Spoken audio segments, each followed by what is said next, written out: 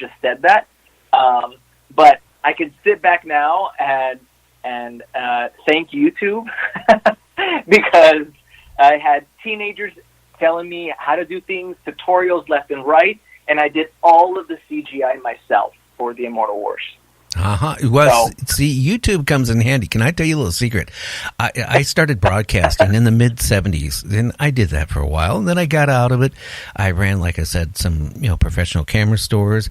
Then I went back into broadcasting. Then I did something else where I owned my own businesses. Then I went back into broadcasting, and then, about a year, it's about a year now, Art Bell, I don't know if you know who he is.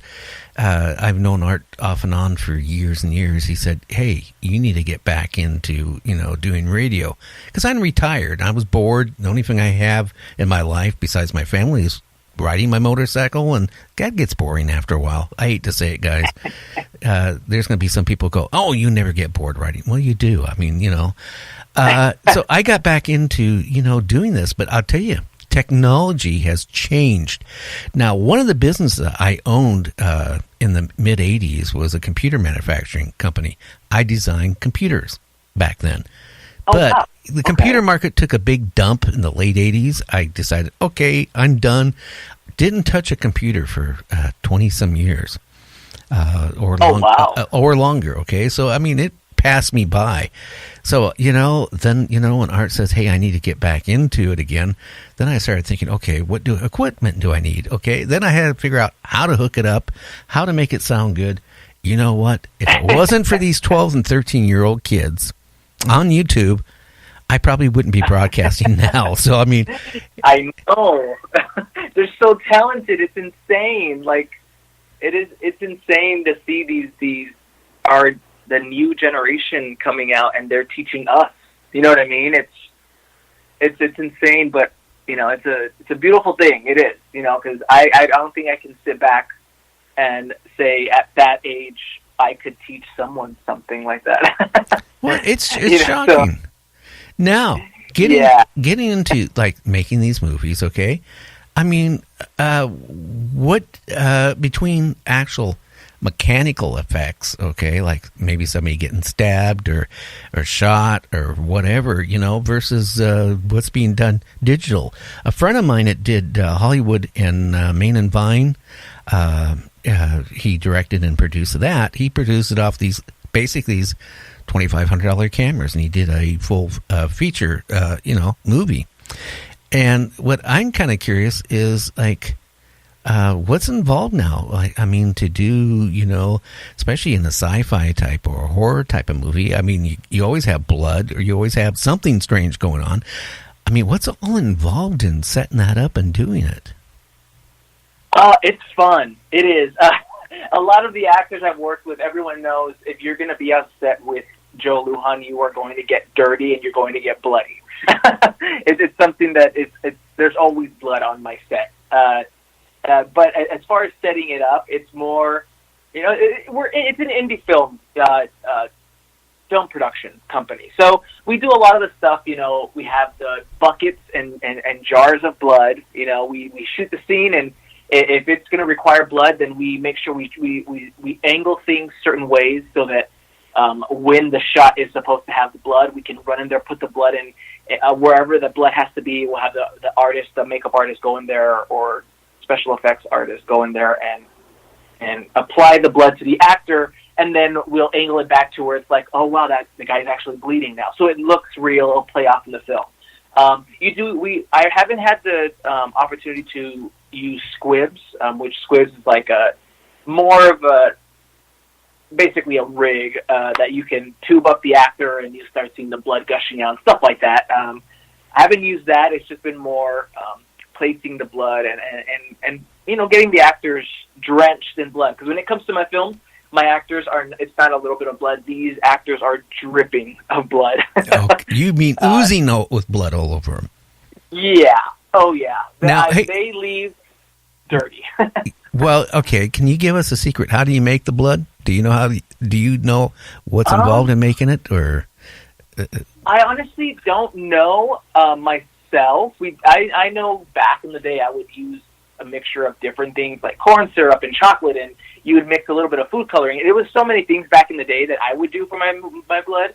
But nowadays, like with my most recent films, I do have an artist who makes the blood, and I'm like, you know what? I need the blood to be thicker. I need the blood to be a little bit older and aged for this scene, or I need the blood just to pour. I want it to be splashing everywhere. Like, they make the different types of blood, but I don't know how they do it. Yeah. Well, I was talking to one director here recently, the guns they use. I said, well, what type of guns you use, And you say, oh, they're airsoft. And then we kind of digitally put in the flash and we put in the sound and all that stuff. I mean, do you do that too, or do you guys use? Yeah. Oh, yeah. It's a lot safer if you do in post production. Do the whole. We'll add the muzzle, we'll add the sparks, and we'll add the sound effects and the Foley and all that. Everything comes to play in post-production. So on set, basically all the actor is doing is acting and doing the motion as to the kickback of the gun and all that. It'll make it real. But in post-production, you finalize it to make it and execute it so it looks real. Yeah. I haven't used airsoft. Everything's been kind of just full-blown prop, to where there is no kickback whatsoever, but the actors play it off. Okay. And it ends up looking really good on camera. Yeah. Wow. I'm trying to remember that TV show years ago. It was probably about 10 years ago. One of the actors, they were using blanks in the guns. And this is before digital really started taking hold for special effects. And, in front of the whole crew of the, the people making the movie or the TV series, right? He put the gun up to his head. He didn't think anything of it because he thought it was a, blank gun, which it was. It killed him. Oh, wow. Yeah, he put it up to his temple and pulled the trigger. Hey, it's a blank gun, right? Well, it's still enough of whatever force that it actually killed him. I'm trying to remember that it was a quite famous TV series that lasted for a while. I think after that, that was the end of it. But I know a lot of the shows, they kind of got away from... Pardon me? Yeah, you can stay away from anything that has the blanks and stuff like that. Even especially for the independent community, film community. A lot of people think that you could just go on set and film and shoot and shoot an action scene or something that incorporates guns. But I know I've heard stories of a crew on a location, and they have these fake guns, and they're filming a scene.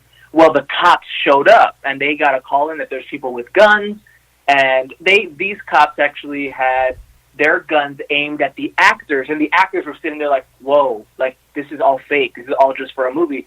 But they don't know the real. They don't know what's real. They don't know, you know what I mean? They don't know what's going on. So I know that I've been told, if you're going to do stuff like that, you definitely want to call it in, let them know, hey, we're at this place. We're going to be using fake guns. So if anyone calls, just so you know, we're filming. But yeah, you just have to be careful when it comes to that. Definitely have to be careful with that. Oh, yeah, because I remember back about 10, 15 years ago, there was a young guy up here in Port Orchard, Washington, off one of the docks. Across from the docks is Bremerton Naval Base, where they decommission and work on ships, and maintain them, like the aircraft carriers and subs and stuff like that. Well, he had a airsoft gun that looked realistic, and he was on the dock, and he was just shooting in the water. And I found the story out from one of the sergeants of the police department, because he was one of my customers at the time. Came in and he said, that kid, and I think he was like maybe 17 or 18, came that close to dying. Because, one, when they told him to drop it, he didn't want to drop it because he probably paid $100 and some for the gun. And, that's a lot of money to somebody young. But, the first thing they thought in their mind, okay, here's right across the bay right there, which isn't that far, is aircraft carriers, here's submarines, destroyers, and all that stuff. And he's pointing a gun out, that direction. Yeah. And they were ready to drop the guy. So, I guess what you guys doing, you always risk that if they don't know you're filming, that could be kind of really eerie, somebody, not just even the police, you could have what you call a civilian right? The good guy sees somebody pulling a gun and point at somebody, pulls out his gun and shoots one of your actors. I mean, that's So. Oh yeah, that's definitely something you have to be careful with. Like I said, I haven't really dealt much with firearms on my set. There are scenes where some of my actors are holding a gun, like in the Immortal Wars, there's a lot of soldier scenes. But all of that we do shoot in restricted, enclosed environments, indoors, and we are using fake props. And if they're not needed for the scene, or if we're not shooting, those props are put away with Prop Master, and they hold those weapons and those props till we're about to call action and get the cast on their marks. We don't let them walk around, just because you have to be careful. Because at the end of the day, it's the one who's running the production is liable for everything. You definitely do have to be on top of it. Yeah. Oh, yeah.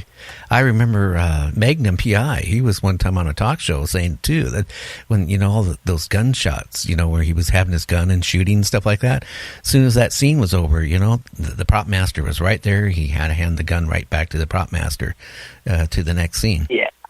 Yeah, that's for protection for both, everybody, I guess. Yeah, you have to. You have to just be careful when it comes to, when it comes to anything, when it comes to the film, it's just, we're creating pieces of art, but we are also creating stuff that in real life can be very dangerous. So you have to be very careful, regardless of what you're doing on set, definitely. Well, I had an actor on my show here about a month and a half ago. He does, he stars in the type of films that you do. And he was telling me that some of the cases, now I don't know who the director was and the producer, but, he was telling me things like they would be out in the middle of the desert, right, filming this kind of like a Civil War cowboy scene. And they're out in the desert, and I guess they had some lady that was going around picking up rattlesnakes, for they wouldn't, get bit. And he was looking at, well, he only had tennis shoes on because the way they were filming him, they weren't filming his whole, body in the scene. And then he noticed everybody else was wearing these high boots up to their knees because of the snakes. And then I guess he was on this old concrete blocks that were there, and he got on there, and the next thing you know, he heard that, the snake sound, and he said it scared the out of him. And then we were talking two other things that was interesting. He did some filming in a cave. And, supposedly, again, somebody was in that cave cleaning it out before he got in there, but there were still some creepies. And I guess that's a difference on, maybe the budget, of the filming. But the one that really scared him when we were talking, and didn't even realize it to him till I mentioned it, I guess he was under this old mobile home that, they told him to crawl under and come out the other side. And nobody checked it out. I guess it was like vacant in, this tall grass for like 30 years. And I said, there's like poisonous spiders and all this stuff in there. Oh, God. and I said, but again, he that's his job, acting. But he said he never really thought about it till I mentioned it to him. Oh, that's not good. So I don't know if you guys do stuff like that and all that in situation, because I haven't seen. Oh yeah, honestly. We definitely clear things out, and I honestly haven't had to. Well, no, we have used some abandoned locations for rust, but those places are actually set up for. You actually can rent that space out for filming, photography, stuff like that. So they are on top of making sure things are taken care of, and basically they give everyone the warning before you go on to the set and start filming and doing what we're doing out there. But yeah, no, we do definitely take care of all that. Once again, just because we're reliable for anything that happens on set. Oh yeah, that's a normal standard routine. Yeah. Well, how many people do you have on a crew on the average when you're making a movie? I mean, how many people are in the back scene involved? Well, it's been different for all my films. I'll use the Immortal Wars as an example. So the Immortal Wars. No, let's do this. We'll do a Telephobia. A Telephobia was literally a 2-man crew. There was even days where it was just me and my actor. I would have audio on stand, and I would have my lights, and I would do camera and direct. It was the best way it was. But when it came to the Immortal Wars, it changed. I did start off with a crew of, I want to say 15 plus actors, and then throughout production, it went down to a 2